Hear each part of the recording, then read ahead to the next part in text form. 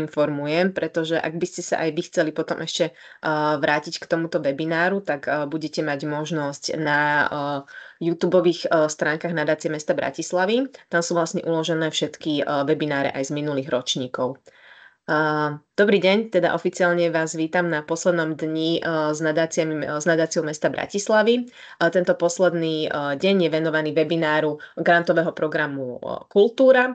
Ja som Katarína Kevešdy-Cvečková, aktuálna správkyňa nadácie a dnešným dňom vás budú sprevádzať aj moje kolegyne, ktoré sú koordinátorky grantového programu a teda tých jednotlivých podprogramov, a to je Veronika Hudeková a Silvia Zámečníková.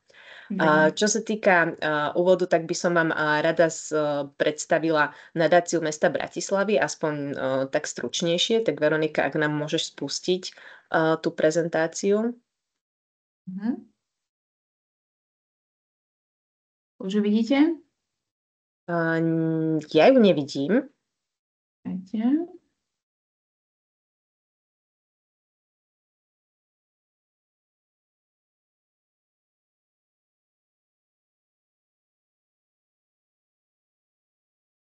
Skvelé, ďakujeme. Môžeme ísť ďalej. Nadácia mesta Bratislavy vznikla v roku 2020, to znamená, že fungujeme už 5. rok. Nahradila pôvodný grantový program Mestský na podporu kultúry Ars Bratislaviensis. A odvtedy je poslaním nadácie mesta Bratislavy naplňať verejné politiky v mesta v kultúrnej, ale aj komunitnej oblasti. Mesto Bratislavy sa zaviazalo pri vzniku nadácie mesta Bratislavy, že vytvorí moderný a efektný grantový systém na podporu kultúry, ktorý bude svojou štruktúrou a vyčlenenými zdrojmi reflektovať význam tejto oblasti pre rozvoj mesta a podpory sektora. Tu vidíme zo pár takých hlavných zámerov nadácie, a to je teda najmä vytvorenie podmienok pre občianske kultúrne aktivity, zabezpečenie systematickej udržateľnosti verejnoprospešných aktivít v oblasti kultúry, a to podporou jednotlivcov, umeleckých súborov či kultúrnych priestorov vytvárajúcich kultúrny život. Zároveň aj vytvorenie podmienok pre čo najväčšiu dostupnosť kultúry, ako aj podpora aktivít smerujúcich k udržateľnému rozvoju komunít, podpora komunitného dialógu, zapojenie komunít do verejného života a do rozhodovania o svojom území. Účelom nadácie je teda najmä poskytovanie finančných prostriedkov prostredníctvom grantových programov, a to už teda komu všetkému sú vlastne tieto prostriedky venované, tak to si myslím, že už aj ovládate aj vy, alebo teda môžete si prečítať v tých našich výzvach. To nebudem teraz vlastne všetko vymenovávať, ale teda hlavným účelom nadácie je poskytovať tieto prostriedky prostredníctvom konkrétnych grantových programov. A teda grantové programy máme dva, to je kultúra a komunity. Nás dnes bude zaujímať najmä teda program kultúra, pretože o tom vlastne tento webinár je. V rámci toho môžete žiadať v 3 takých podkategóriách, a to je tvorba a uvedenie diela, kultúrne podujatia a kultúrne priestory. Máme aj štipendijný program umenie, ale ten už máme uzatvorený pre tento rok, ten pred 2 dňami vlastne bol deadline. Podpora v rámci tohto programu sa zameriavame najmä na podporu kultúrneho potenciálu kumulovaného na území mesta v rôznych oblastiach umenia. Pozornosť je zameraná na artikuláciu tém spätých so životom mesta a s výzvami, ktorým Bratislava čelí v súvislosti s udržateľným rozvojom mestského ekosystému. Toto si myslím, že je dôležité vedieť, pretože to je to, čím vlastne sa líši nadácia mesta Bratislavy od iných dotačných schém. Tu môžete v skratke vidieť vlastne komunity, ktoré už tiež tento rok sú uzatvorené. Tento rok už vlastne sa v komunitách žiadať nedá. Dôležité je spomenúť aj to, akým spôsobom prebieha hodnotenie žiadostí, a to je, že vlastne je zachovaný princíp predĺženej ruky. O všetkých projektoch rozhodujú renomovaní odborníci a renomované odborníčky, ktoré svojimi skúsenostiami a odbornou erudíciou dokážu posúdiť najlepšie kvalitu projektov, a dôležité teda je, že sú nezávislí a nezávislé od mesta a jeho orgánov. Ak by vás zaujímala štruktúra nadácie mesta Bratislavy, tak tu vlastne vidíte. Máme tam teda správkyňu nadácie a zároveň máme správnu radu a dozornú radu. Správna rada má 2 členov, alebo teda členky, ktoré sú vlastne z radou odborných útvarov mesta, Potom sú to členovia a členky z radov odbornej verejnosti a členovia a členky z radov poslancov a poslankyň mestského zastupiteľstva. Tu vidíte grantovú činnosť a alokácie pre jednotlivé programy, ako sa vlastne menili naprieč rokmi od roku 2022, teda máme tu tak aktuálny rok a potom dozadu 3 roky. Už čo sa týka tých konkrétnych programov, o ktorých sa dnes budeme rozprávať, tak o tých alokáciách budú viac rozprávať aj moje kolegyne. Tu by som vás ešte rada upozornila na našu webovú stránku, kde nájdete veľa zaujímavých a myslím si, že pre vás aj dôležitých informácií, ktoré vám teda môžu vlastne pomôcť alebo poslúžiť pri vypracovávaní žiadosti. Takže určite odporúčam si na ňu kliknúť a nielen vlastne v rámci tej sekcie o výzvach a o grantových programoch, ale nájdete tam napríklad aj príklady úspešných projektov za minulé roky alebo prehľad dát a ďalšie dôležité dokumenty. A vidíte tu samozrejme na tomto slajde aj teda kontakty na nás a na moje kolegyne, ktoré môžete vlastne využiť pre konzultácie v rámci vašich projektov. Tu vidíme program nadácie mesta, Dni s nadáciou mesta Bratislava, ktoré máme vlastne každý rok a teda dnešok je vyvrcholením. Ja vám v tejto chvíli ďakujem. Ja budem odovzdávať slovo mojim kolegyniam a ešte by som možno tak upozornila, že na záver dostanete vlastne príležitosť aj vy na vaše otázky a odpovede a teda budeme radi, ak využijete na toto buď chat, kam nám to napíšete, alebo kľudne vlastne nám to môžete sa to spýtať a tým, že sa prihlásite, že stlačíte takú tú ručičku a my vás vyvoláme a potom môžete vlastne svoju otázku položiť. Takže kľudne, ak budete mať nejaké otázky, nechajte si ale prosím na záver. A teraz už odovzdávam slovo Veronike Hudekovej, ktorá vlastne začne prezentovať program Kultúra. Tak, ďakujem veľmi pekne za úvod. Chcela by som sa vám aj ja chcela by som aj teda vás privítať na dnešnom webinári. Som rada, že ste si našli dnes čas na to, aby ste tú chvíľku strávili s nami a kde vám teda tiež budem vám prezentovať a potom prejdeme na formulár, aby ste ho videli, ako sa prekladá žiadosť a potom teda na prípadné vaše otázky. Ja teraz už mám tiež zazdielanú prezentáciu iba pre info. Vidíte ju všetci? Dobre. Áno. Ešte tam mala pani Eva, vy ste mali nejaký problém, už je to v poriadku? No do chatu písala. Dúfam, že nás teda už vidí, lebo predtým mala nejaký problém. Super, dobre, takže môžeme začať. Čiže na začiatku by som chcela povedať, že čo je zámerom grantového programu Kultúra. Ide nám vlastne o podporu rozvoja kultúrneho potenciálu mesta, teda prostredníctvom podpory vás ako nezriaďovaných občianskych subjektov a aktérov umeleckej tvorby, jej zaznamenávanie, šírenia a reflexie. Ďalej ide nám o podporu kultúrnych a vzdelávacích podujatí, experimentu a nových foriem, ako aj o systematickú podporu kultúrnych priestorov či podporu projektov reflektujúcich kultúrnu pamäť mesta, zameranú na ich udržateľnosť. Čo sa týka teda vyhlásených víziev v grantovom programe Kultúra, čiže výzvy sme vyhlásili 10. februára v 3 oblastiach: tvorba a uvedenie diela, kultúrne podujatia a kultúrne priestory. A výzvy máme vyhlásené do 3. marca. Do 3. marca do polnoci si môžete teda podávať žiadosti. Tu by som chcela upozorniť, ak by náhodou niekto poslal už po tomto termíne žiadosť, tak bude musieť byť vyradená, tak dávajte si pozor na to, aby to bolo naozaj do toho 3. marca do polnoci. Čo sa týka tvorby a uvedenia diela, v tomto roku máme, ako aj minulý rok, sme mali alokovaných vo výzve 140 000 eur, ktoré plánujeme prerozdeliť. Čo sa týka na jednu sumu, maximálnu sumu pre jednu žiadosť, ktorú si môžete podať, je 6 000 eur. Čo sa týka povinného spolufinancovania, budete musieť predkladať potom takisto účtovné doklady na 10% zo schválenej sumy, čiže napríklad ak si podáte žiadosť na plnú sumu, čiže na 6 000 eur, ale napríklad vám bude schválená podpora vo výške 5 000 eur, tak potom 10% z tej schválenej sumy, čiže 500 eur, budete musieť potom dokladovať. Oprávnení žiadatelia sú mimovládne neziskové organizácie pôsobiace v oblasti kultúry, čiže ako sú to občianske združenia, neziskové organizácie, nadácie, neinvestičné fondy. Ďalej privátne spoločnosti, aké sú SROčky, akciové spoločnosti a potom fyzické osoby, ale pozor, tu podnikatelia, nie jednotlivci, ale podnikatelia, čiže živnostníci, osoby v slobodnom povolaní, ktoré majú platné DIČ. Žiadosť podávate elektronicky na nadáciamestnabratislavy.egrant.sk.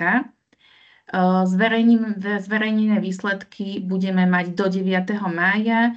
Projekty musia byť ukončené do konca roku. A potom je termín vyúčtovania či zúčtovania projektov je do 10. januára 2026. Čo sa týka tvorby a uvedenia diela, aké projekty budú podporené alebo čo chceme vlastne v tomto roku podporiť, ide o subjekty, ktoré reflektujú problémy súčasnej spoločnosti a udržateľného rozvoja, ďalej, ktoré vytvárajú podmienky pre najväčšiu dostupnosť kultúry prostredníctvom práce so špecifickými cieľovými skupinami, vylúčenými komunitami, ktoré realizujú aktivity citlivujúce verejnosť, ďalej, ktoré sa zameriavajú na experiment a kultúrne inovácie, nové formy zapájania publika a jeho vzdelávanie a podobne, rozvíjajú kvalitnú mestskú kultúru v tradičných žánroch alebo reflektujúcu pamäť mesta. Čo sa týka tvorby a uvedenia diela, čiže podpora je určená na tvorbu, na študovanie a prvé uvedenie diela vrátane reprízy. Podporené môžu byť aj sprievodné aktivity a výstupy viažúce sa na vznik a prvé uvedenie diela. Do tejto kategórie spadajú všetky žánre umeleckej tvorby, ako je divadlo, tanec, hudba, vizuálne umenie, literatúra, audiovízia, medziodborové aktivity.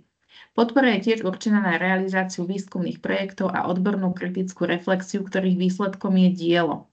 Tuto by som ešte chcela upozorniť, lebo chodia nám také otázky, že prvé uvedenie diela, že už mali napríklad v minulom roku, ale teraz vlastne veď máme tam uvedené, že môžu byť podporené aj sprievodné aktivity, len tu môžu byť sprievodné aktivity, ak sa viažu na to prvé uvedenie diela v tomto roku. Čiže musí byť to uvedenie diela v tomto roku. Až a na ňom môžu byť vlastne potom tie sprievodné aktivity, tiež môžu byť podporené. Čo sa týka ďalej, žiadatelia musia preukázateľne teda pôsobiť a realizovať aktivity v oblasti profesionálneho umenia, prípadne realizujú odbornú činnosť, čiže ide o subjekty profesionálneho umenia a subjekty vykonávajúce odbornú činnosť, ako je vzdelávanie, reflexia, výskum a podobne. Napríklad teda, že keby niekto nevedel, že čo, tak je to tvorba, vydanie nejakej piesne, nejakej knihy, nejakého videa, filmu. Ide o tvorbu umeleckých diel, napríklad na výstavu, nejaké fotografie, keramické, maliarské výroby, alebo či už tvorbu tanečného alebo divadelného predstavenia. Čo sa týka kritérií pre posudzovanie projektov, v každej výzve zverejnenej máme uvedené kritéria pre posudzovanie projektov. Čiže vo výzve si môžete pozrieť, čo tieto jednotlivé body znamenajú, čiže môžete získať v týchto kritériách, čiže najviac bodov, maximálne 20 bodov, čo sa týka súladu s cieľmi a dopadom na cieľové skupiny. Kvalita výstupov projektov je maximálne 20 bodov a myšlienková prepracovanosť projektu, ako je zrozumiteľnosť, prehľadnosť a výstižnosť, maximálne 10 bodov. Ak už budú teda zverejnené výsledky, tak zverejnené výsledky budú, že budete vidieť v každej tejto časti, že koľko bodov ste získali. A na to, aby ste vedeli, čo tieto body znamenajú, tak treba potom pozrieť aj tú výzvu a tam máte uvedené, že čo by ste mohli napríklad mať pre budúcnosť napríklad lepšie. Čo sa týka kultúrnych podujatí, tu sme oproti minulému roku alokáciu o niečo zvýšili. Čiže v tomto roku plánujeme rozdeliť 314 000 eur a maximálnu sumu pre jednu žiadosť je vo výške 8 000 eur. Ak si pamätáte, v minulom roku sme to mali 7 000, takže tu sme tiež zvyšovali sumu. Takisto je povinné spolufinancovanie teda do výšky 10% zo schválenej sumy a čo sa týka oprávnených žiadateľov, to sú takisto ako v tvorbe. Takisto teda podávate všetky žiadosti elektronicky a do konca roka musia byť projekty ukončené. Kultúrne podujatia, teda čo je cieľom výzvy, čiže takisto je cieľom výzvy prispievať k systematickej podpore kultúrnych podujatí, k podpore udržateľnosti spolupráce medzi tvorivými a produkčnými tímami, k udržateľnosti mestského ekosystému, k otázkam a výzvam mestskej spoločnosti, k témam udržateľného rozvoja identity a pamäte mesta a k vytváraniu podmienok pre čo zase najväčšiu dostupnosť kultúry pre všetkých obyvateľov a obyvateľky. Kultúrne podujatia, tam sú vlastne dve oblasti, do ktorých si môžete podať a vlastne vy si určite, do ktorej oblasti tú vašu žiadosť zaraďujete. Čiže bude to oblasť A, ako je tradícia, pamäťové aktivity, komunitné a neprofesionálne umenie, že to budú tie projekty, ktoré rozvíjajú profesionálnu mestskú kultúru v tradičných žánroch alebo tvorivo reflektujú pamäť mesta. Ďalej sú také, ktoré utvárajú kultúrny život v mestských častiach a zapájajú neprofesionálnych umelcov a rozmanité skupiny obyvateľstva, ako je zachovanie nehmotného kultúrneho dedičstva. Alebo potom žiadosti, ktoré budú vlastne zamerané na inovácie, experiment a globálne výzvy. To sú tie, ktoré reflektujú vo svojich aktivitách výzvy a problémy súčasnej mestskej spoločnosti a udržateľného rozvoja, prekračujú tradične zaužívané postupy, zameriavajú sa na experiment a kultúrne inovácie, experimentujú s novými formami zapájania publika a jeho vzdelávania a podobne. Tu sa stretávame s tým, že niektorí žiadatelia nevie, že do ktorej oblasti si majú podať, či do tej tradičnej alebo do toho experimentu, čiže to je na vás, že ako vy vnímate tú žiadosť, ak by náhodou ste si ju zaradili do inej oblasti, ako hodnotitelia si potom budú pozerať tie žiadosti a povedia si, že no, táto žiadosť by bola viacej akože vhodnejšia pre tú druhú oblasť, tak vieme tú žiadosť potom prehodiť my. Podpora je určená teda pre široké spektrum kultúrnych podujatí, ako sú festivály, koncerty, výstavy, rôzne predstavenia či prehliadky, prezentácie, diskusie, konferencie a podobne. A podpora nie je určená na aktivity komunitného charakteru, nakoľko podpora bola umožnená v samostatnej výzve.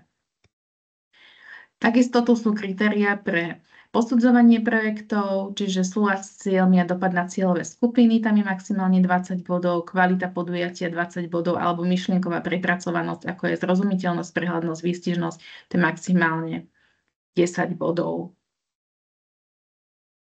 Tu by som odovzdala slovo kolegyni. Ja pre tento rok vlastne budem kontrolovať žiadosti v tvorbe a uvedení diela v kultúrnych podujatiach. A čo sa týka teda kultúrnych priestorov, to má kolegyňa Silvia. Ďakujem, Veronika, za slovo. Ja by som vám teraz predstavila výzvu Kultúrne priestory. Za chvíľu vám aj prezentáciu zazdielam.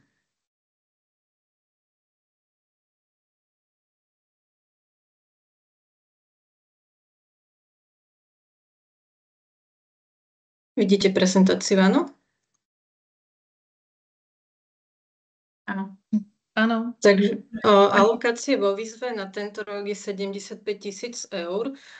Výzva sa delí podľa typu predkladateľa teda na dve oblasti. V oblasti A je maximálne povolená žiadaná suma 20 000 eur a v oblasti B 10 000 eur. Je tu aj povinné spolufinancovanie a to je teda vo výške 20% zo schválenej dotácie. Oprávnenými žiadateľmi v tejto výzve sú mimovládne neziskové organizácie, ktoré pôsobia v oblasti kultúry, ale takisto aj privátne spoločnosti, takže môže ísť napríklad o občianske združenie, SROčku a podobne. Spôsob podania žiadosti je takisto elektronický cez systém e-grant. Poštou nemusíte nič posielať, stačí to cez tento systém. Uzavierka na podávanie žiadosti je 3. marca do polnoci. Tak ako už upozornila moja kolegyňa, tento termín je naozaj veľmi dôležitý, pretože ak by sa stalo, že vy to pošlete, dajme tomu naozaj, že iba po tej polnoci, že o 12:30 my už to musíme vyradiť, že my už takúto žiadosť nemôžeme postúpiť na hodnotenie, tak to prosím berte do úvahy, keď budete vyplňať tie žiadosti na poslednú chvíľu, aby ste nemuseli byť kvôli takejto veci vyradení. Výsledky budú zverejnené 9. mája, vlastne potom, ako uzavrieme túto výzvu, tak prejdeme na kontrolu žiadosti a tie, ktoré prejdú tou formálnou kontrolou, budú postupené na hodnotenie a následne teda budú zverejnené tie výsledky v máji. Termín ukončenia projektov je 31. decembra. Takže prosím aj aktivity v projekte alebo teda v harmonograme si píšte maximálne do konca decembra. Neuvádzajte tam rok 2026 alebo teda predošlý rok, ako to býva. Tie aktivity je možné vlastne uvádzať od januára 2025 po koniec tohto roka. My umožňujeme takisto aj spätné čerpanie. To znamená, že ak by ste boli podporení a podpíšeme zmluvu v júni a dostanete tú dotáciu v lete, tak vy si môžete uplatniť aj výdavky, na ktoré ste žiadali vlastne už od toho januára. A potom teda zúčtovanie projektov, tam je deadline 10.1. Samozrejme môžete poslať to vyúčtovanie aj skôr, ale najneskôr teda je to potrebné poslať do toho 10. januára nasledujúci rok, pretože ak by ste to neurobili, tak už potom musíme zaviesť nejaké sankcie a boli by ste vyradení na 2 roky ďalšie. Tu vám predstavím teda cieľ a zámer výzvy. Cieľom výzvy Kultúrne priestory je podporovať činnosť a udržateľnosť kultúrnych a umeleckých centier a klubov, ktoré realizujú celoročnú činnosť a utvárajú kultúrny život mesta. Takisto vlastne zameranie môže smerovať na realizáciu programovej skladby a aktivít v priestoroch, ako aj na rozvoj a budovanie kapacít. Môže ísť napríklad o rôzne odborné aktivity, ktoré prispejú k udržateľnému rozvoju priestoru, takisto rôzne vzdelávanie v oblasti prevencie a pripravenosti na otrasy, prípadne vzdelávanie, čo sa týka zlepšenia riadenia organizácie. Je tu takisto vlastne podpora aj prevádzkových a mzdových nákladov a v primeranej miere samozrejme sú tu možné aj nejaké aktivity na udržanie personálnych, prevádzkových a materiálnych kapacít v organizácii.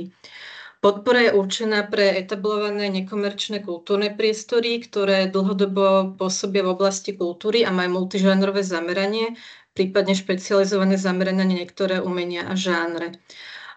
Podpora ale naopak nie je určená pre komunitné priestory. Pre tie je teda vyhradená výzva komunity, ktoré už moje kolegyne spomínali, a takisto táto výzva nie je určená pri priestory, ktoré sa zameriavajú vyslovene iba na jeden žáner. Ďalej by som vám predstavila priestory a teda kritéria k výzve kultúrne priestory. Ale zamyslela mi prezentácia, tak vás poprosím o chvíľku strpenia. Musím zastaviť vzdielanie a opäť ho spustiť.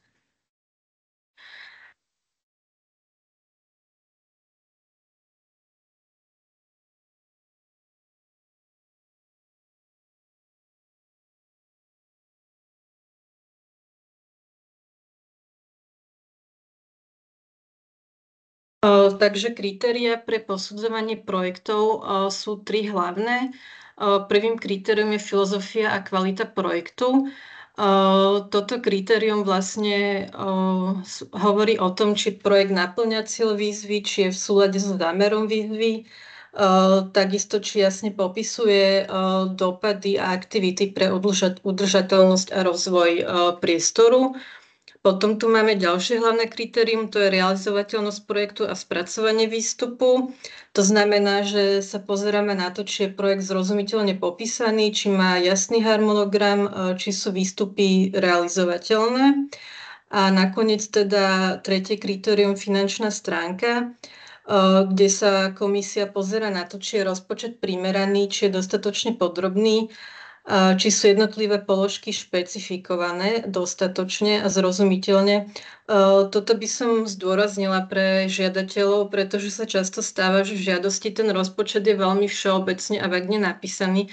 Napríklad, že tam žiadateľ uvedie, že na prevádzkové náklady potrebuje 3000 eur, ale vlastne neuvedie, že o aké náklady ide presne, že tam neopíše, čo to znamená tie prevádzkové náklady. Takže pri tom rozpočte odporúčam naozaj tú špecifikáciu uviesť a byť konkrétny pri tých položkách.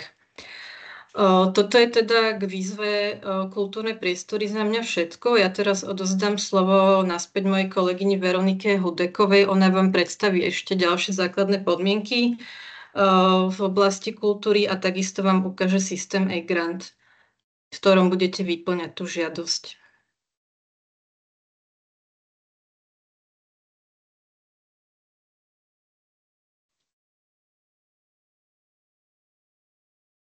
Ďakujem, Silvi. Ja by som ešte vlastne uvidela potom už ďalej potom aj také praktické veci, čo sa týka ešte tvorby a uvedenia diela kultúrnych podujatia, teda čo nebude program podporovať. Tu nebudeme podporovať prevádzkové náklady žiadateľa, ako sú zmluvy na trvalý pracovný pomer. Tu by som sa napríklad chcela pozastaviť, lebo máme tam napríklad, že rozpočtovú položku, taký konkrétny príklad, prenájom priestorov, kde si žiadateľ uviedol, kde vlastne my máme, že môžete si žiadať na prenájom priestorov. Len ako náhle nám predložíte že zmluvu a potom je predložená faktúra, ale je to kvázi ako keby mesačná na pravidelnej báze, tak ide o vlastne prevádzkový náklad. Takže keď chcete, aby bol prenájom priestorov vlastne nebol ako prevádzkový náklad, tak to musí byť v tej zmluve uvedené, že ide o tú danú časť, napríklad o to dané obdobie trvania projektu. Dobre, tak to by som chcela upozorniť. Ďalej, čo nebudeme podporovať, sú nejaké nešpecifikované výdavky, ktoré teda nemajú priame prepojenie na aktivitu projektu, ďalej voľnočasové aktivity, ani záujmovú činnosť, ďalej pohonné hmoty, čiže benzín nepodporujeme, ďalej alkoholické nápoje, vrátanie alkoholického piva a ďalej potom zálohové platby za PET fľaše. Čo sa týka kultúrnych podujatia vlastne, ktoré získajú ešte v tomto roku podporu v dotačnom programe strategickú podporu kultúrnych podujatí, tak takisto tu nebudú v nadácii podporené. Čo sa týka kultúrnych priestorov, tie nebudú podporovať takisto nešpecifikované výdavky, ktoré nemajú priame prepojenie na aktivity projektu, voľnočasové aktivity ani záujmovú činnosť, ďalej činnosť komunitných centier a komerčných kultúrnych priestorov, činnosť na jeden žáner zameraných nekomerčných nezriadovaných priestorov, alebo činnosť aktivity zriaďovaných organizácií, ďalej tie pohonné hmoty, alkoholické nápoje, zálohové platby za PET fľaše a investičné náklady, tie budú podporené len vo výnimočných a dostatočne odôvodených dôvodov. Čo týka podmienok teda žiadosti o grant, čiže aktivity a projektu a výstupy musia byť zrealizované v období do konca roka. Čiže tak ako aj kolegyňa povedala, v žiadosti, ktoré si budete uvádzať, či už ste mali napríklad, či ste začali s projektom v minulom roku, alebo budete končiť nejako neskôr, nás proste do nadáciu zaujíma, ktoré sú aktivity v tomto roku. Čiže najskôršie si môžete dávať od 1. januára a do konca roku, teda že to, čo bude realizované v tomto roku. Musíte byť ako žiadateľ projektu hlavným nositeľom realizácie projektu a takisto, čo sa týka tej refundácie oprávnených výdavkov, ako kolegyňa spomínala, musia byť súvisieť s projektom pri aktivitách, ktoré sa v tomto roku realizujú a musia byť vlastne naplánované v harmonograme a v rozpočte projektu. Samotný projekt však nemôže byť ukončený pred podaním žiadosti. Napríklad, ak máte nejaké podujatie, ktoré je momentálne v tomto období a skončí napríklad 2. marca, hej, vy si ho musíte podať kvázi tú žiadosť pred tým 2. marcom, čiže nemôže byť ukončený pred podaním žiadosti. Čo sa týka spolufinancovania a spolúčasti, čiže tvorba a vedenie diela kultúrne podujatie, tam je 10% na spolúčasť a kultúrnych priestorov je 20% na spolúčasť zo schválenej sumy dotácie. Jeden žiadateľ si môže podať maximálne teda jednu žiadosť v rámci jednej výzvy a celkovo 3 žiadosti vo všetkých výzvach pre rok 2025. Musíte mať zaregistrovanú teda žiadosť v systéme a odoslanú. A tu vlastne máme takú podmienku, že ak nebudete mať hlavný výstup projektu v tvorbe a v podujatiach v tomto roku zrealizovaný, tak celú schválenú dotáciu budete musieť vrátiť bez ohľadu na to, či ste náklady hradili zo schválenej dotácie. Čiže to, čo si uvediete, že hlavný výstup projektu, tak ten budeme kontrolovať, ten musí byť zrealizovaný. Dôvody vyradenia žiadosti, čiže ak si ju teda nezaregistrujete, samozrejme, ak v tej žiadosti chýbajú nejaké informácie nevyhnutné pre jej posúdenie, ak ste žiadosť nedoplnili povinné prílohy, a kde žiadosť nezodpovedá stanoveným oblastiam podpory a cieľom programu uvedeným vo výzve, ak nespĺňate stanovené kritériá. A v prípade nedodržania zmluvných podmienok v predchádzajúcom období. To znamená, ak napríklad ak sme vám posielali už návrh správy o vykonaní administratívnej finančnej kontroly z minulého roka, tak musíte to mať vlastne už všetky podklady, ktoré sme od vás žiadali, aby ste predložili, tak musíte ich mať uzavreté. Ďalej, čo sa týka, my si vyhradzujeme právo, teda ak by náhodou podali rovnakú žiadosť, nejaké rovnaké projekty s rovnakým obsahom, čiže môžeme tieto žiadosť vyradiť. A v kultúrnych priestoroch tam sa vyhradzuje právo v prípade zlého zaradenia do kategórií priestorov posudzovať žiadateľa v inej kategórii. Čo sa týka takého mechanizmu, že ako to prebieha, ten proces, čiže vy si podávate žiadosť v systéme, po uzávierke vlastne budeme žiadosti kontrolovať. Ak by náhodou v tej žiadosti sa nám niečo nezdalo, že tam treba doplniť, že tam niečo chýba, alebo že ste tam nejaké zle uviedli, napríklad doplnili iný bankový účet, hej, tak my sa vám vlastne ozveme. Vy budete mať nejaké 3 dní na to, aby ste vykonali nápravu a žiadosť znovu teda odoslali. Čiže ak náhodou sa stane, že nie ste si istí s tou žiadosťou, či ste niečo tam dobre napísali, proste nebojte sa, my to skontrolujeme. Ak to bude z našej strany v poriadku, tak postupujeme to na hodnotenie hodnotiteľom a ak by náhodou tam ešte niečo trebalo doplniť, tak vás vyzveme k tomu, aby ste to doplnili. Čo sa týka vlastne, momentálne ešte prebiehajú konzultácie, čiže môžete sa ešte ozvať, ak by vám niečo nebolo jasné. Prechádza to ďalej hodnotením. Po našej kontrole žiadosti bude zasadať hodnotiaca komisia, ktorá bude vlastne potom vaše žiadosti hodnotiť. Každý jeden projekt budú hodnotiť 3 hodnotitelia a každý títo 3 hodnotitelia budú dávať projektu maximálne teda 50 bodov. A projekty, ktoré budú mať nad 70% bodov a viac, tak vlastne postupujú ako keby do ďalšieho kola a potom sa ďalej navrhujú tým akože najlepším projektom sa navrhuje výška podpory. Potom prebieha vlastne schvaľovanie, čiže výsledky zasada správna rada nadácie a tá vlastne rozhoduje teda, že či ako budú, v akej výške budú teda tie prostriedky schválené. Tu by som upozornila, že správna rada, ako aj hodnotitelia, ako aj členovia teda hodnotiacej komisie sú pri vyhodnocovaní žiadosti o poskytnutie grantu nezávislí a sú povinní predchádzať konfliktu záujmov. Po zverejnení výsledkov potom vás budeme vyzývať k podpisu zmluvy, ktoré budeme vlastne pripravovať. Ďalej budete realizovať teda projekty a budete nám posielať záverečné správy a vyúčtovanie.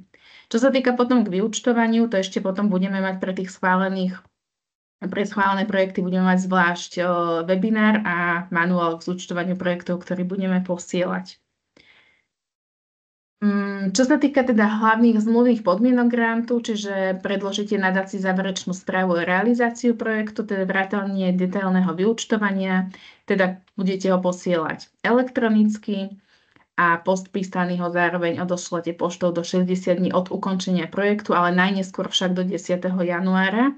Tu by som teda tiež potom upozornila, že fakt je tam termín do 10. januára, ako náhle budú poslané po tomto termíne, tak potom budú musieť byť, vlastne tam budú mať tí žiadatelia vlastne sankciu na 2 roky. A mali sme to žiaľ aj v tomto tak roku, že museli sme nejakých vyraďovať.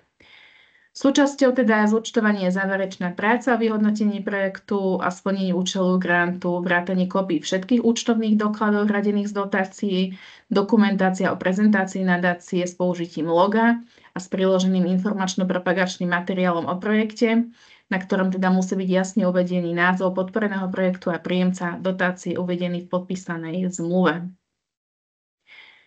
Dobre, tu by som potom prešla už na také praktické informácie, čiže tu som uviedla vzor podania žiadosti pre kultúrne podujatie. Takže vy napríklad prihlásite sa do systému, uvediete prvé vaše IČO a všetky tie vaše vlastne údaje natiahnu do formulára. Tu je dôležité hlavne, aby tie všetky údaje, ktoré už máte, vlastne aby boli v poriadku a hlavne čo je, tak musí byť zapísaný teda štatutárny zástupca. Pokiaľ by štatutárny zástupca bol uvedený iný, ako je momentálne, tak toto si musíte predtým, ako podávate žiadosť, dať do poriadku. Čiže vlastne štatutárny zástupca, ktorý sa naťahuje z registra mimovládnych neziskových organizácií, tak ten si môže podávať teda žiadosť. Čo sa týka ďalej, máme niekedy problém s korešpondenčnou adresou žiadateľa. Že pre tento rok sme uviedli do formulára aj to, že ak by náhodou sa tá korešpondenčná adresa, ak nie je v súlade so sídlom organizácie, tak tu si vlastne vypíšete. Všetky ďalej tieto údaje, ako je právna forma žiadateľa, DIČ a podobne si uvádzate. V prípade, ak ste osoba v slobodnom povolaní, tak je tu potrebné, aby ste nahrali aj vaše DIČ, ktoré kontrolujeme. Teda tu bude ďalej číslo účtu, doklad o vedení účtu. Tu by som chcela upozorniť, doklad o vedení účtu musí byť na organizáciu, čiže nie na fyzickú osobu. Dobre, čiže nie na fyzickú osobu. Tu si píšete stručnú charakteristiku žiadateľa, teda, že niečo o vás. Štatutárny zástupca, to je vlastne uvedené, že musíte byť ako žiadateľ projektu hlavným nositeľom organizácie projektu. Uvádzate si vaše údaje, ako je osoba zodpovedná za projekt a podobne. Názov projektu. Tu pozor, názov projektu musí byť aj taký vlastne uvedený, ak potom ho budete smerovať smerom von, aby bol naozaj ten projekt pod tým názvom, ako ho budete aj propagovať. Čiže to je veľmi dôležité potom, aby bolo aj na tých plagátoch uvedené. Ďalej teda adresu, kde sa bude projekt realizovať a v akej mestskej časti. Keďže to je vlastne nadácia mesta Bratislavy, keď ide o projekty také, aké budú v Bratislave, takže mali by byť v Bratislave aj realizované. Ďalej tu uvádzate teda primárnu kategóriu, sekundárnu, typ podujatia, ďalej ako je oblasť podpory, špecifika výzvy, indikátory. Indikátory sú dve automaticky vlastne napísané, vlastne pretlačené, tam si to dopisujete a jednu si volíte vy sami.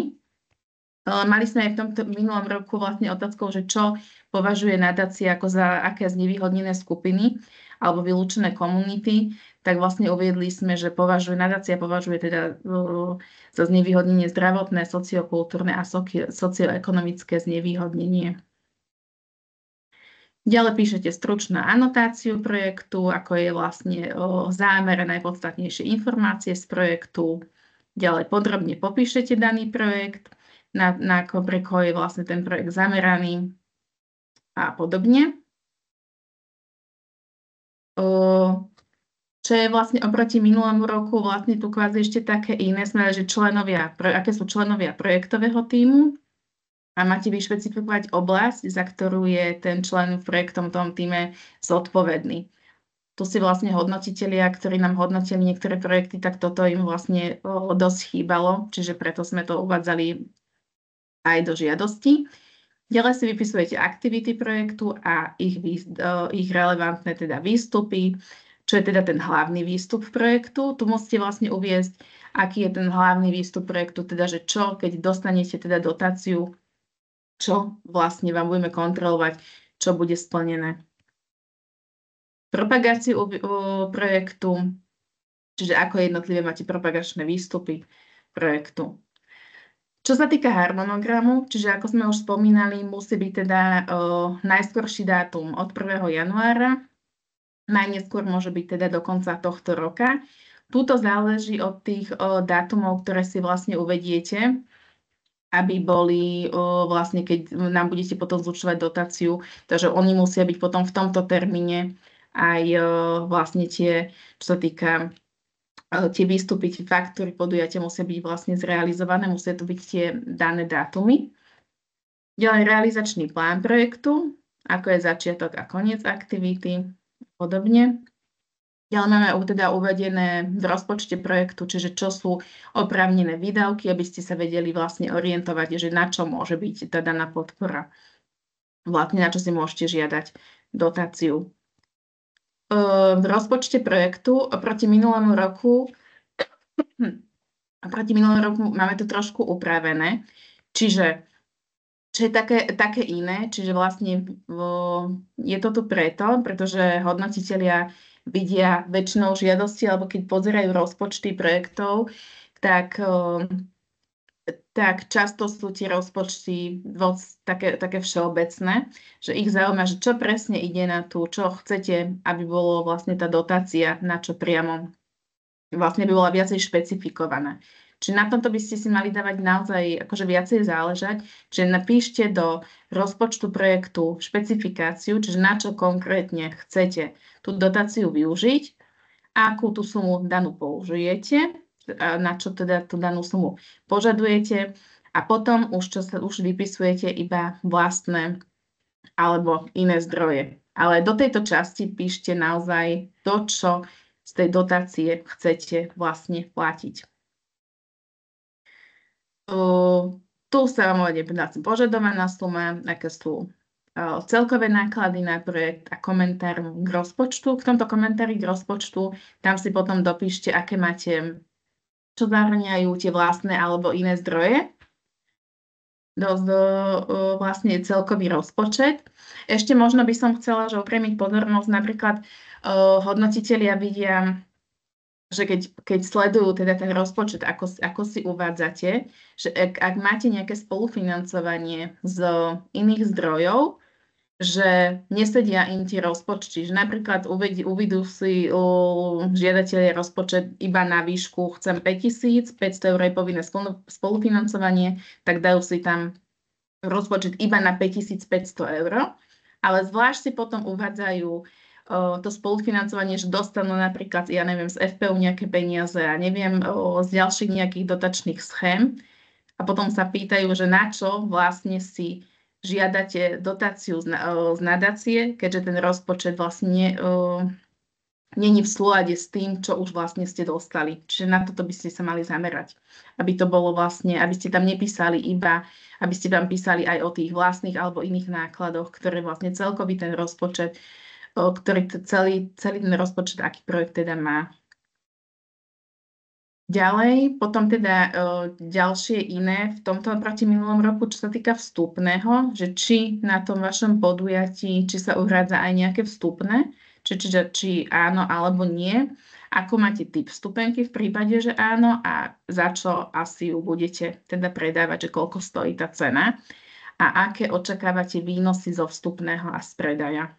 To je tiež vlastne také iné oproti minulému roku. Čo sa týka teda doplňujúcich informácií, uvádzate teda prezentáciu nadácia mesta Bratislavy, čiže spôsob, ako ju budete prezentovať a formu. Ďalej, či boli podporené projekty z rozpočtu hlavného mesta vlastne za obdobie predchádzajúcich 2 rokov. Ak áno, tak názov projektu a aká suma bola podporená. Ak nie, tak iba napíšete, že nemali ste. Ďalej, aké sú súčasní partnery projektu, čiže ako je názov a typ. Ďalej, odhadovaný počet zapojených dobrovoľníkov, čiže či budete mať nejakých dobrovoľníkov, či máte nejaké environmentálne opatrenia a po prílohy potom už iba uvádzate. Dôležité je uvedomiť si, že tých žiadostí nám prichádza veľmi veľa a všetky projekty, teda každý jeden projekt budú hodnotiť 3 hodnotitelia. Čiže skúste sa tak na to pozerať, že keď všetci budú hodnotiť všetky projekty, aby ten váš bol, čím bude taký váš výnimočný, zapamätateľný. Dobre, nejaké fotografie napríklad z minulého obdobia tu môžete uviesť, nejaké video, ak ste mali v minulosti alebo nie na tú daný projekt. Potom takisto to je čestné vyhlásenie, ktoré si vlastne zaklikávate. A Čo sa týka teda odoslania formulárov, tu vlastne si píšete iba meno, priezvisko štatutárneho zástupcu, dátum a žiadosť podpisujete až vtedy, až keď vás vyzveme, až keď tá žiadosť bude schválená.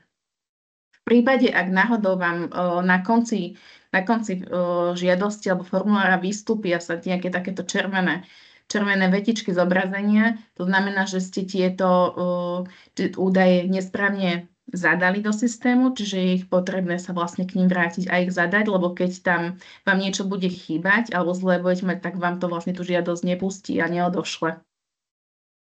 Ak máte teda, že budete mať všetko vyplnené správne, tak vlastne iba si napíšete meno, priezvisko osoby vyplňajúcej formulár, že potvrdzujete, že všetky údaje sú uvedené správne a formulár odošlete. Keď formulár odošlete, vlastne žiadosť bude odoslaná iba keď tam bude to odoslať formulár, aby ste si, lebo mali sme aj také prípady, že niekto si vyplnil žiadosť a proste tú žiadosť neodoslal, potom čakal na výsledky, no a žiaľ čakal zbytočne, lebo my sme o tej žiadosti nevedeli. Príde vám potvrdenie o prijatí žiadosti, teda príde vám na mail, ktorý vlastne uvádzate, že žiadosť sme teda prijali a tým pádom je to odoslané. Čiže ak by ste potom mali nejaké otázky, kľudne môžeme prejsť k vašim nejakým konkrétnym otázkam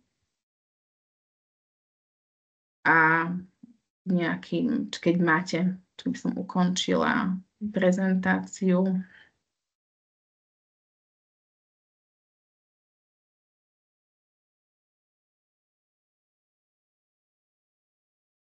Máme A tu môžete teda buď cez otázku. chat alebo otázky. Áno. Máme tu prvú prihlásenú ruku, tak Karol, môžeš? Áno, dobrý deň prajem všetkým. Ja by som sa chcel informovať, viem, že sme to podrobne prechádzali, ale pre mňa je najnejasnejšie teda tie indikátory v prípade toho, že tá žiadosť je smerovaná na tvorbu a uvedenie diela, inscenácie, tak predpokladaná hodnota tých indikátorov je počet divákov z daných skupín, alebo ako to mám vnímať? No to máte pri každom tom indikátoru vlastne napísané, že počet. Čiže vlastne vy tam uvádzate ten počet tých divákov. Áno. Môžete si tam uvádzať napríklad aj počet tých zahraničných hostí, akých máte, že vlastne do toho počtu vlastne uvádzate tam číslo. Áno, a keď je počet opatrení, že dajme tomu budeme mať zľavnené lístky ZTP a študentské, tak to sú že číslo, že 2, číslovka 2 a napíšem. Áno, dáte si tam čísla, áno. Mm-hmm. Niektorí dávajú buď, že čísla alebo percenta, ale väčšinou, že čísla. Dobre, a je dobre, pokiaľ to aj nejako rozviniem verbálne. Áno, určite áno. Uh-huh. Dobre, ďakujem pekne. Uh-huh.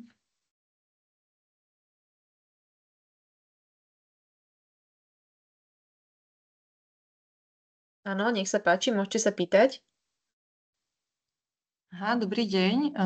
Ja by som sa chcela spýtať, že do tých partnerov projektu, čo tam máme asi uvádzať a že či tam teda uvádzať, akože keď realizujeme nejaké podujatie, tak budeme to realizovať teda v nejakom klube, bude tam vystupovať nejaká kapela, nejakí účinkujúci, ktorých ale teda máme zahrnutých v rozpočte, akoby nájom a ich honoráre.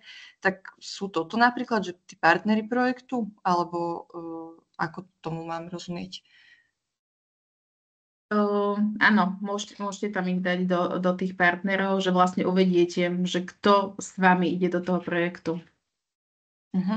Dobre, ďakujem.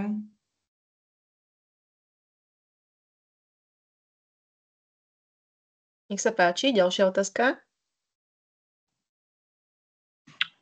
Dobrý deň, neviem, či to môžem ja, Renata Deáková. Áno.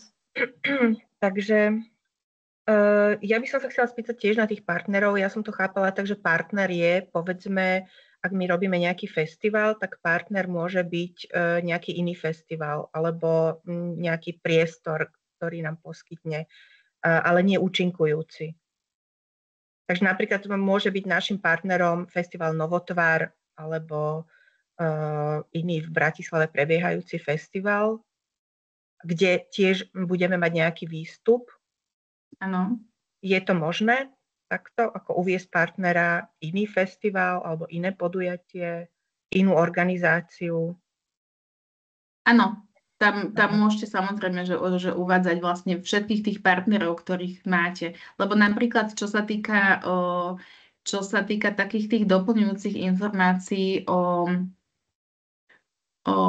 počkajte chvíľočku, lebo vy vlastne uvádzate napríklad iné je, hej, že projektový tím, kde si uvidíte čisto projektový tím, aktivity a propagáciu, ale do partnerov projektu, že všetci tí, čo idú s vami do toho projektu. Čiže môžete si ich tam vlastne uvádzať. Lebo potom máte vlastne zvlášť aj tých účinkujúcich, hej. Ďalšia otázka je, že osoba vyplňujúca formulár musí byť totožná so štatutárom. Často sa stáva, že tie osoby sú úplne iné, teda že vlastne iba, že vyplňa formulár, takže môže to byť aj iná osoba, len potom, čo sa týka podpisu tej samotnej žiadosti a zmluvy, tak to bude už podpisovať štatutár. Dobre, ďakujem. A ešte by som mala otázku k rozpočtu. Vy ste spomenuli, že tie vlastné zdroje alebo iné zdroje, prípadne iné podpory z Fondu na podporu umenia a podobne a iných fondov. Ono sa môže totiž stať, že tam síce podanú žiadosť máme, ale výsledok ešte nemáme. Napríklad z Fondu na podporu umenia alebo z Fondu Kult Minor. Takže tam nevieme uviesť presne, že rozumiete, že koľko máme na to spolufinancovanie. Je možné, že nič. Takže... Tam si kľudne potom dojte do toho komentáru k spolufinancovaniu, lebo tam sa často stáva, hej, že vlastne napíšu si žiadatelia proste všade, kde si podali žiadosť, že aké sumy a potom vedľa napísali takú poznámku, že ešte nie sú oboznámení s výsledkom. Ale ak napríklad už niečo viete, že čo už ste dostali, tak to tam uveďte. Áno, a tiež otázka k rozpočtu, že ak teda nedostaneme dotáciu z iných fondov, kde sme si podali žiadosť, čiže budeme mať 0, povedzme, tak my by sme zrealizovali istú časť a my by sme teda na tú našu nadáciu podali si iba istú žiadosť na isté podujatia v rámci festivalu. My robíme festival. Takže my by sme si podali na zopár podujatí, ktoré by sme potom mohli zrealizovať s vašou pomocou, ak by sme boli úspešní. Aj keby sme neboli úspešní tam pri tých. Takže preto tam môže byť rozdiel. My by sme uvádzali teda v rozpočte iba tie podujatia, ktoré by sme realizovali s vašou podporou, ale ten festival, ak by bol podporený aj z iných fondov, tak by mohol byť teda ešte bohatší a väčší. Ale celý ten festival alebo celý ten rozpočet nebudeme uvádzať do tohto vášho rozpočtu. To potom môžete potom, áno, tu je vlastne dôležité v tom rozpočte teda dať si presnú teda časť, že čo chcete z tejto dotácie z nadácie a potom vlastne do toho komentáru k rozpočtu, tak tam to potom uveďte, že vlastne v rámci toho festivalu, že ešte budete mať napríklad nejaké iné aktivity a ak budete úspešní vlastne cez iné tie dotačné schémy, tak samozrejme to rozšírite a je tam tie celkové náklady sú potom tam iné. Áno. A ešte som sa chcela spýtať na aktivity. Myslím, že to tam je takto pomenované. Čo si tam vlastne máme zahrnúť? Tam majú byť konkrétne, že to je koncert, alebo prezentácia knihy, alebo ako? Áno, tuto k tým myslíte aktivity a výstupy projektu, čo sú? Hej, lebo tu sú vlastne máme také dve ako keby. V jednej časti v opise projektu máme, že máme hej aktivitu projektu a výstup, čiže vlastne čo tomu predchádza, čiže presne napríklad keď budete mať, že diskusia, hej, že budete mať alebo budete mať výstupom projektu je nejaká výstava. Čiže čo tomu vlastne predchádza. Čiže tá aktivita. Ale potom, čo sa týka v aktivitách, čo sa týka v harmonograme, tak tam už si rozpisujete aktivity, kedy máte začiatok a koniec. Čiže a tam tiež teda tam v tom harmonograme tam treba uviesť tiež tie konkrétne podujatia, ktoré chceme realizovať. Prezentácia knihy, divadelné vystúpenie a podobne. V tom harmonograme. Tak hej, k tomu harmonogramu áno. Takže nie je také ako, že grafické práce, organizačné práce, príprava projektu, ale konkrétne vystúpenie umelcov, prezentácia a podobne. Hej? Áno, ale s tým, že vlastne vás to, že to budete mať také, že od začiatku tej vašej, od začiatku tej realizácie projektu až po ukončenie. Ono to, čo ste sa pýtali, vlastne to, že príprava práce, to tam tiež môžete do toho harmonogramu zahrnúť, lebo je to vlastne súčasť akoby toho projektu. Čiže to môže byť tiež jedna časť, že vlastne príprava projektu, ak teda vlastne, lebo vy zrejme možno budete aj na to pýtať peniaze, trebárs honorár na niekoho, kto bude mať na starosti organizačnú zložku a ten bude vlastne už pracovať ešte počas tej prípravy. A čo sa týka potom tých vystúpení, tak tie, myslím si, že tam nie je úplne potrebné, že dávať akoby, že keď máte, ja neviem, 20 vystúpení, tak nebudete teraz úplne ich tam vymenovať, ale môžete tam dať nejaký časový rozsah vlastne toho, ak si rozumieme. Dobre, ďakujem. Lebo v tom časovom tam vlastne fakt si uvádzate od začiatku teda realizácie toho projektu až po koniec. Čiže vlastne aj celý rok, keď máte naplánovaný, že celý rok budete, tak čo budete lebo niektorí si dávajú, že začiatok je od 1. januára do konca roka, že vlastne tu nám vlastne rozpisujete, že čo budete od toho januára do konca roka vlastne, aké budete mať aktivity, hej, že teda, že keď to je na celý rok.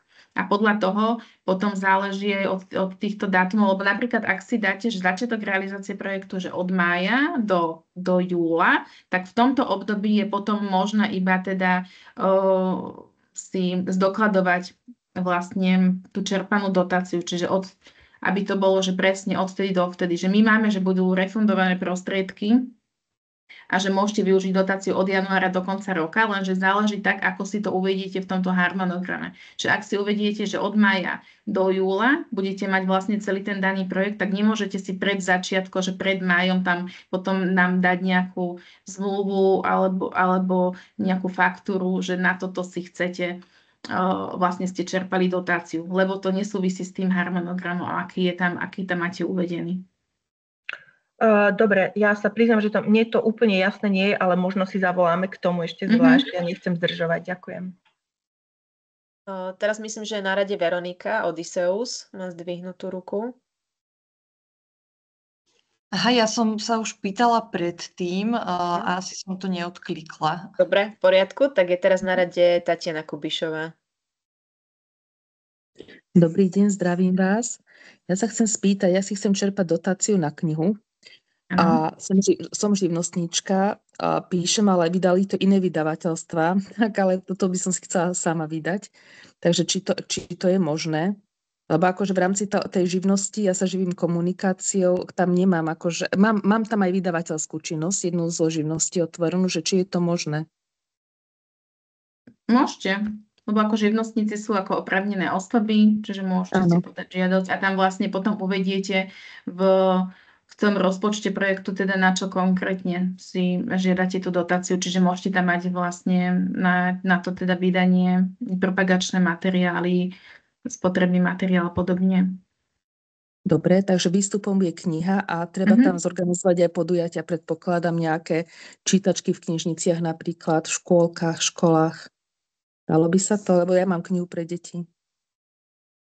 No a vy chcete, dobre, že napíšte teda knihu, vydáte knihu a že v rámci toho, že by ste chceli aj teda spraviť nejaké tie podujatie. Čiže môžete aj na to dané podujatie, môžete.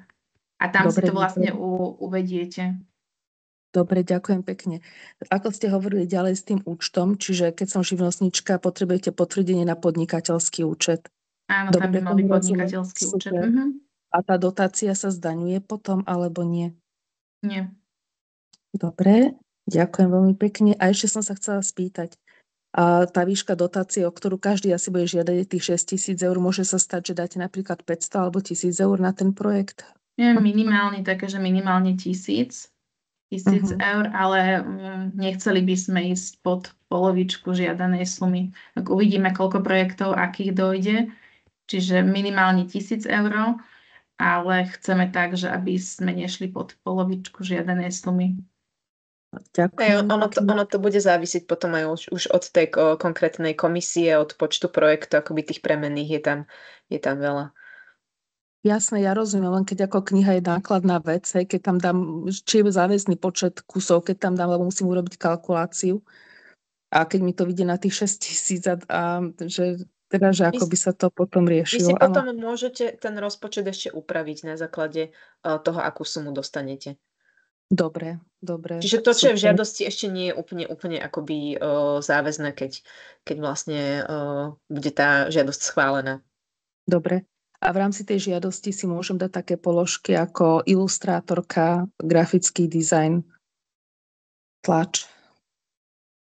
Môžete, len tam pozor, ako sama sebe potom nejaký honorár nebudete môcť. Keby ste boli ako cez OZ-ko išlo, tak viete robiť takú tú, hej, že ako štatutár versus fyzická osoba, ale ako živnostník, potom nemôžete sama sebe. Samozrejme. A ešte Čiže vlastne, ale tam máte potom na prenájom priestoru, že keď si budete napríklad prenajímať priestor, alebo teda vlastne na tie služby, teda iným, ktorým budete vlastne fakturovať, platiť, alebo potom ten nákup materiálu môžete mať. Áno. A ja mám ešte jedno také OZ-ko a vydávame tam knihu, ale tá vyjde budúci február. Čiže my ju nemôžeme mať, hoci utvoríme tento rok, ale budeme ju vydávať až vo februári. Ju budeme kresliť, čiže takto o rok sa vieme tiež nahlásiť, lebo vlastne o rok tamto budeme tlačiť to dielo. To potom v budúcom roku, lebo naozaj teraz, keď dostanete tie dotácie, ono to musí byť v tomto roku. Áno, dobre, ďakujem veľmi pekne za všetko. Ďakujeme, teraz myslím, že je na rade pán Tomáš Eštok. Dobrý deň, ďakujem. Ja mám len takú praktickú otázku. Nám ako občianskému združeniu doteraz nevznikla na základe našej činnosti povinnosť sa registrovať na daňovom úrade a získať daňové identifikačné číslo, ale všimol som si teda vo formulári, že to tam je. To znamená, že by sme si teraz mali akože v rámci tohto, že ideme si žiadať o grant, zriadiť daňové identifikačné číslo? Občianske združenie nie sú povinné mať daňové identifikačné číslo, čiže vlastne ak ako občianske združenie daňové identifikačné číslo nemáte, nie je to povinné. Čo sa týka vlastne DIČ, povinného DIČ, tak to musí osoba v slobodnom povolaní. Ale čo musíte mať, tak to je IČO. Čiže tam musíte mať. Prepáčte. Áno, že to mám. Lebo ako prvé si dávate vlastne to IČO a to vlastne po vložení toho IČO sa vám naťahujú vlastne všetky tie údaje, ktoré sú povinné.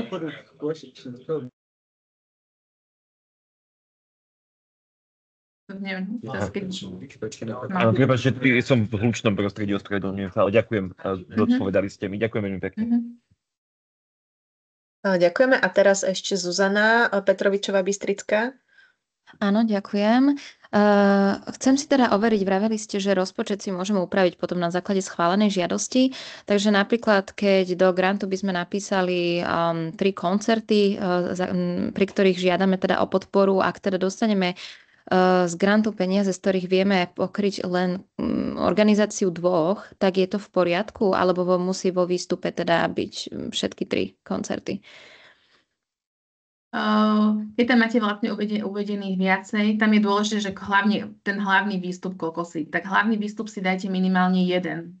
Že vlastne v žiadosti si popíšete napríklad viacej a do hlavného výstupu si dajte minimálne teda ten jeden, ale ak sa stane, že teda bude vám značne časť ponížená teda tá dotácia, tak ono vieme potom cez formulár žiadosti teda o zmenu, kde si budete žiadať a špecifikovať, že teda uvediete, že za túto danú sumu viete urobiť iba napríklad teda 1 podujatie alebo 2 podujatia. Čiže vieme potom vlastne cez tento formulár a cez úpravu žiadosti úpravy rozpočtu sa na to teda pozrieť. Čo sa týka tých presnú, napríklad ešte by som upozornila, že môžete si v rámci rozpočtu presúvať z jednej položky do druhej maximálne 20%, bez žiadosti o zmenu, ale ak vlastne vy zistíte, že potrebujete presúvať viacej ako 20% z jednej položky do druhej, tak vtedy to už riešime cez žiadosť o zmenu. Ale toto si potom všetko povieme pri schválení dotácie. Aha, ďakujem. Ešte predsa by som mala otázku. Viem niekde nájsť plný zoznam povinných príloh? ako napríklad, neviem, nejaké notársky overené stanovy, prípadne OZ-ka. To sú dokumenty, ktoré chvíľku aj trvajú, aby sme Ale mali viete čo? všetko pripravené. My ani tie povinné prílohy, čo sa týka tých povinných príloh, vôbec nemáme veľa, pretože veľa sa nám naťahuje priamo zo systému, čo je úplne čo je povinná príloha, čiže máme iba vlastne potvrdenie o účte, čiže vlastne, ktoré si prikladáte, čiže budete potrebovať buď kópiu zmluvy o účte v banke alebo potvrdenie o vedení z účtu, tak aby bolo na ne vidno hlavička z výpisu, z ktorej vlastne je zrejme, že to číslo a majiteľ účtu ste teda vy ako organizácia. A potom, čo sa týka teda DIČ, ale DIČ, ako som povedala, je povinné iba pri osobe v slobodnom povolaní alebo pri tých združeniach alebo organizáciách, ktorí DIČ majú, ale nenatiahlo sa to zo systému. A to je vlastne celá to sú všetky povinné prílohy pri tvorbe a pri podujatiach, a potom už iba nepovinné prílohy, ktoré si vlastne uvádzate fotografie, videa a podobne. Čiže vlastne povinné máme iba tú zmluvu o účte. Aha, ďakujem. Ďakujem.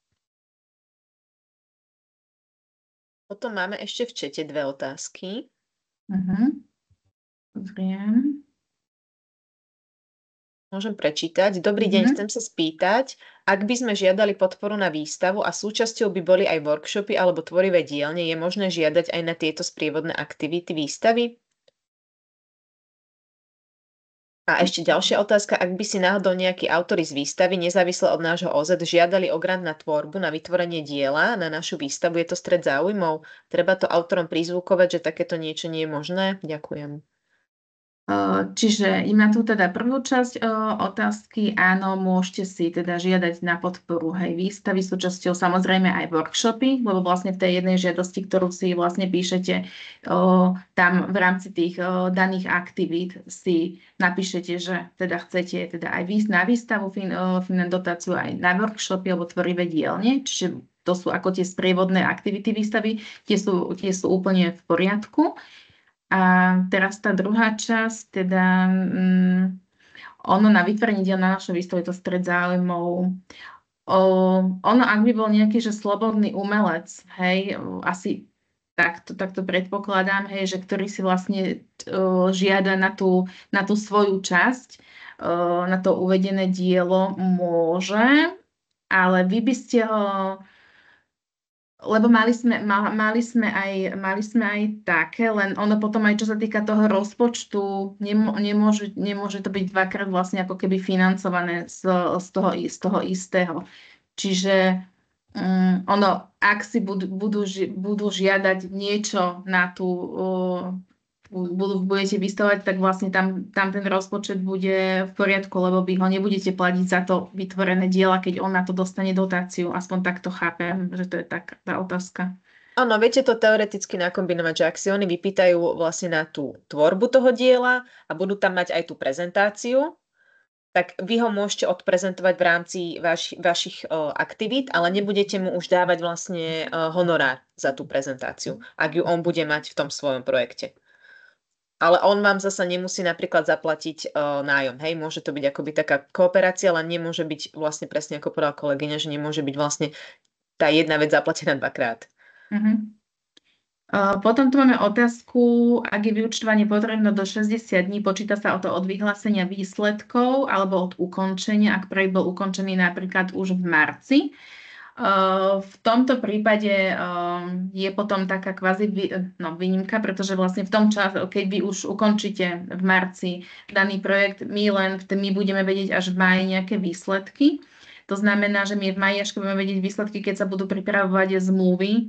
Predpokladáme, že do konca júna by sa podpisovali zmluvy, takže vy nemôžete ešte vyúčtovať niečo, na čo ste vlastne oficiálne do dotáciu nedostali na účet. Čiže potom sa to bude počítať vlastne potom, keď vy dostanete financie, tak potom od toho dostania tých financií. Čiže vlastne my aj potom tú vyúčtovaciu správu záverečnú budeme vlastne až potom zverejňovať, až keď tie financie dostanete na účet. Ešte neviem, Veronika, či sa ešte hlásite? Áno, mňa ešte napadli dve také rýchle otázky, ak môžem. Jedna je k tomu, či som správne teda pochopila, ak by sme žiadali v projekte na dotlač kníh napríklad na 500 kusov, ale schválila by sa nižšia suma, z ktorej by nám treba vyšlo iba 300 kusov vytlačiť, tak to vieme ešte zmeniť, áno, pri tej realizácii. Áno, určite áno, lebo vlastne teraz tak si píšete taký kvázi predpokladaný ten rozpočet a ku koncu projektu sa aj tak vlastne všetko išlo hore, veď vieme, tak je úplne potom iná tá reálna suma, čiže potom aj veľa vecí si potom do tej záverečnej správy vlastne uvediete tiež. Super, ďakujem. A ešte druhá otázka, že k tomu harmonogramu a aktivitám. Ten harmonogram, ten mi asi jasný, ako rozpísať. A teraz v tých aktivitách my tam budeme mať vlastne najmä podujatie, akoby krst knihy. A do tých aktivít má byť, akoby toto bude jedna aktivita, alebo môžeme tam rozpísať aj, že v rámci toho krstu knihy, že tam bude koncert, že tam bude diskusia, bude tam čítanie úryvkov z knihy, že sú to akoby samostatné aktivity. Určite si tam dajte vlastne, lebo keď budete mať k tomu viacej tých výstupov, čiže viacej berem, že koncert, aj tá diskusia, tak už to je vlastne ako výstup tej danej časti. Čiže kľudne si to tam napíšte. Ono hlavne pre tú komisiu je potom fajn vedieť, že teda vy počítate, vy vlastne máte nejakú sumu konkrétnu a že čo všetko vlastne z tej sumy potom v rámci tých aktivít budete platiť. Čiže potom je fajn to tam rozpísať a oni potom majú vlastne lepší prehľad o tom, že čo všetko je súčasťou toho projektu. Dobre, ďakujem pekne. Má ešte prosím niekto nejakú otázku?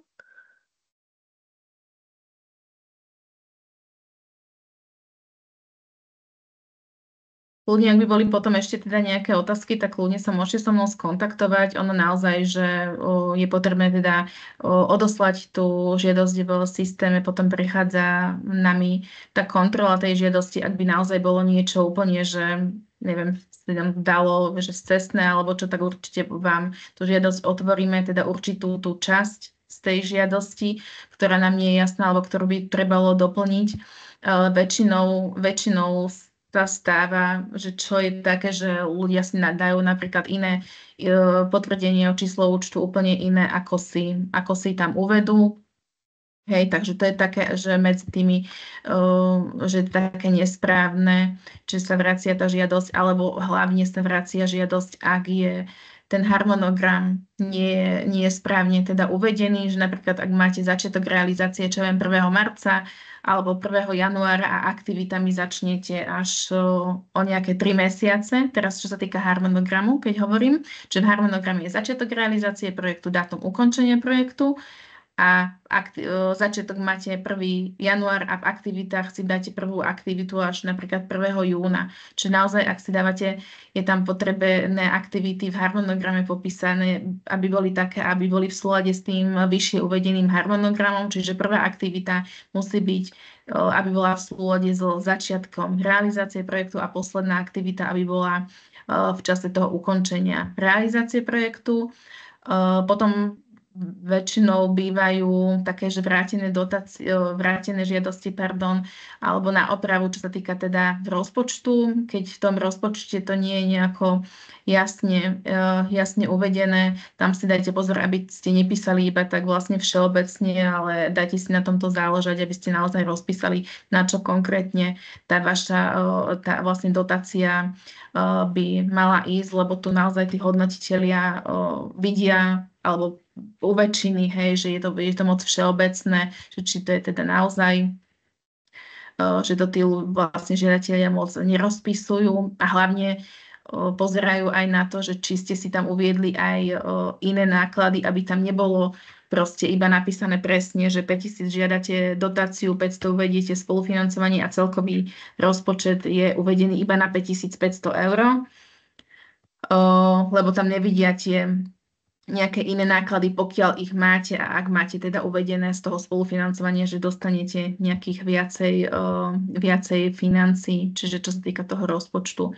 A pri tých doplňujúcich informáciách to je vlastne už iba alebo pri tých prílohách, čo sa týka tých fotiek, videa. Nie je to povinné, nemusíte si to tam uvádzať, ale určite, keď dojde 100-200 projektov, napríklad pri podujatiach, tak sú zapamätateľné také, keď tam už tí hodnotitelia vidia za predchádzajúce obdobia, ako to asi vyzeralo, nejaké videjko, aby to bolo také zapamätateľné, lebo keď potom pozerajú alebo hodnotia, porozprávajú sa o 200 projektoch napríklad na tom sedení, tak aby bol ten váš projekt taký zapamätateľný. Že tu by som chcela skôr tak odporúčiť, že teda je to na vás. Neviem, ešte keď je nejaká otázka, tak kľudne sa môžete sa ešte popýtať. Možno by som ešte tak, že v rámci kontrol momentálne k zúčtovaní, ktoré kontrolujeme z predchádzajúcich období, alebo čo máme nejaké také tresty u žiadateľov, čo sa týka napríklad ubytovania, keď budete si pýtať na ubytovanie niekoho, nejakého umelca a keď budete potom vyúčtovať tú dotáciu, tak je dôležité buď, aby ste tam dali nám napríklad potom nejakú zmluvu s tým umelcom, aby bolo jasné, že ten, čo je ubytovaný, že súvisí s projektom, takisto aj čo sa týka cestovných a prepravných nákladov. Ak by ste potom také riešili, že vlastne vy už nemusíte vlastne predkladať k vyúčtovaniu, že objednávky nie sú povinné, ale ak nám nebude z tej danej faktúry jasné, že vediete tam nejaké meno, tento niekam cestoval niekde, tak potom my zisťujeme, že či tento človek teda súvisel s daným projektom, tak preto potom pýtame nejakú zmluvu s ním alebo podobne.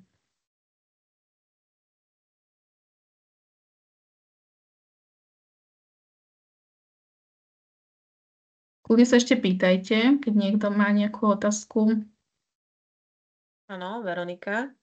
No tak mňa teda k tomuto napadá, že vlastne my máme grafika, ktorý robil na tej knihe, aj robil nám videá, ale to bolo ešte akoby v minulých projektoch, že v tomto projekte akoby s ním už neplánujeme úplne nejakú spoluprácu, ale je to pre nás akoby dôležitý partner, ktorý by sme boli radi, keby prišiel na krst tej knihy. A teda, že by sme mu radi zaplatili aspoň tú cestu, že on by cestoval drahý. Takže je to akoby odôvodniteľné, že je to grafik, ktorý je aj uvedený v tej knihe, že robil grafiku do tej knihy, aj keď s ním nebudeme mať vyslovene v tomto projekte nejakú zmluvu? Tak potom, aby to bolo aby ste to vedeli potom nejako preukázať, hej, že vám robil v tom predchádzajúcom období, že ho chcete kvôli tomu pozvať. Aby to nebolo len tak, že si niekomu chcete zaplatiť nejaké cestovné a teraz že proste musí súvisieť s tým daným projektom. Jeho meno je uvedené v knihe aj pri videách, ktoré sú... Tak potom môžete potom, hej, len aby to bolo jasné, lebo tým, že prechádzajú potom tie projekty našou kontrolou, že my sme takisto kontrolovaní, čiže vlastne my to takisto musíme vedieť nejako odôvodniť, alebo keď sa nás kontrola bude pýtať, že prečo ten daný sme mu, hej, umožnili takéto preplatenie, tak aby sme my boli tiež takí vlastne krytí. Jasne, rozumiem, ďakujem.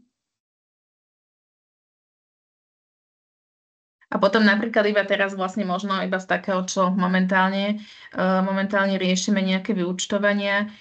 Prosím vás, pri ubytovaní iba nepredkladať nám iba nejaké, že zálohové, čo to je zálohový účet alebo hotelový účet, ale musí to byť faktúra, že nie je iba nejaký hotelový účet, ale musí to byť faktúra. Napríklad pri takomto sme sa stretli, hej, že alebo dávajú nám nejaké kópií bločkov nejakých. Že vlastne, keď budete dávať účtovné doklady, prvotné a druhotné, pri tom druhotnom zase prízvuku musí byť bankový výpis, čiže ponechajte si alebo robte si, aby ste potom, keď nám budete predkladať teda účtovné doklady, tak bankový výpis musí byť. A pri platbe v hotovosti musí byť ten výdavkový a príjmový pokladničný doklad musí byť riadne vypísaný, hlavne aby tam bolo, čo sme teraz vlastne vrácali, musí tam byť uvedené, že zaúčtované je to v denníku pod poradovým číslom, kde tam uvádzate aj to číslo, dátum a podpis, že všetko, aby tam bolo riadne vypísané, lebo sme dosť vrácali takýchto bločkov. Keď náhodou, že budete už platiť nejaké výdavky, niečo, čo by ste chceli potom vlastne refundovať teda z dotácie, aby ste to platili z toho účtu, na ktorý príde dotácia. Ak by náhodou sa stalo, že platíte to z iného, vášho účtu ako z organizácie, z účtu a chcete, aby to bolo vlastne z tejto dotácie ako refundované, tak vy si z tohto dotačného účtu, na ktorý vám príde dotácia, musíte previesť tie peniaze na ten iný účet, aby vám to bolo refundované. Čiže najlepšie je platiť dotáciu z účtu, na ktorý príde vám dotácia, ale teda ak by sa stalo, že ešte na tom dotačnom účte, na ktorom chcete, aby prišla dotácia, že ešte tie financie nemáte, ale musíte niečo zaplatiť a máte to na inom organizačnom účte, môžete, ale v tom prípade musíte si previesť, keď vám príde dotácia, tak aj tie financie na ten daný účet. To by som chcela upozorniť. Dúfam, že som to povedala jasne, že ste tomu rozumeli. Tu máme otázku od pani Tatiny Kubišovej. Áno, pardon, ja by som to len zhrnula, či som to dobre pochopila, to, čo ste teraz hovorili. Čiže peniaze, teda keď tie dotácie ako sa schvália, prídu približne v máji, ale ja keď budem potrebovať... v máji určite, v máji neprídu, v máji predpokladáme, že v máju sa budú podpisovať asi zmluvy, čiže vlastne potom vám príde tá dotácia na účet, máme, že po podpise zmluvy do 30 dní by vám mala prísť na účet. Ale pýtajte sa ďalej. Áno, ale ja keď dovtedy budem musieť vyplatiť ilustrátorku, ale budem to mať v tom harmonograme, takže môžem si to potom refundovať. Áno, môžete. Dobre, to som chcela. Ďakujem. Tam išlo skôr o to teda povedať, že ak by ste nemali financie na tomto dotačnom účte, lebo sú niektoré organizácie, ktoré naozaj že čakajú na tú danú dotáciu a proste na tom účte napríklad nemajú nič. Čiže nemôžu z tohto dotačného účtu napríklad platiť nič, ale majú viacero tých účtov, svojich, a ak majú na tom inom účte financie, z ktorého chcú tú platbu zaplatiť, že môžu, ale potom z tohto nášho dotačného účtu musia si previesť tú platbu. Čiže vlastne z dotačného účtu to, čo chcete, aby odišla dotácia, tak musí byť kvázi, ako keď dostanete 4 000, tak z toho dotačného účtu tam musí potom ostať vlastne ako keby 0. Neviem, či som to dostatočne jasne povedala. Ďakujem, mňa sa to netýka, ale ďakujem. Ja by som tak dala priestor na poslednú otázku, s tým, že teda ak budete chcieť niečo špecifické ešte riešiť, tak kľudne sa vlastne môžete našim koordinátorkám vlastne ozvať v tých konzultačných hodinách, ktoré nájdete na našom webe alebo mailom. Ak teda už žiadna, tak by som sa vám poďakovala za vašu účasť dnes. Dúfame, že sme vám podali dostatok informácií a odpovedali aspoň na tie otázky, ktoré vás v tejto chvíli napadli, a teda ako už bolo viackrát spomínané, tak ešte máte čas, takže neváhajte nás keď tak kontaktovať neskôr. Ďakujeme a tento webinár, keď budete mať teda, ako som hovorila na začiatku, ešte potrebu si ho znova prejsť alebo pozrieť si iné webináre, tak ich nájdete na tom našom YouTubeovom kanáli. Ďakujeme pekne. Dovidenia. Dovidenia. Ďakujeme, dovidenia. Dovidenia.